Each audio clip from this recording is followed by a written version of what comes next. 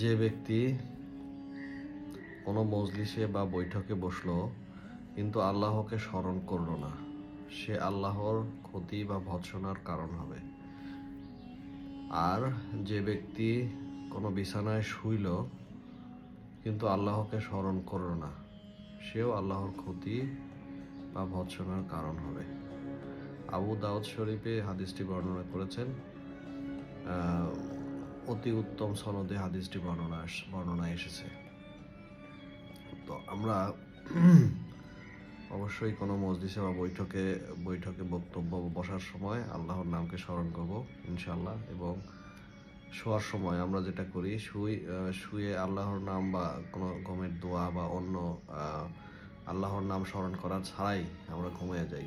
যেমন শোয়ার আগে আমরা ঘুমের দোয়া, তারপরে তিন কুল পরে শরীর মাসহ করা, তারপরে আয়াতুল কুরসি পড়া, এগুলো আমরা পড়তে পারি, যাতে আমাদের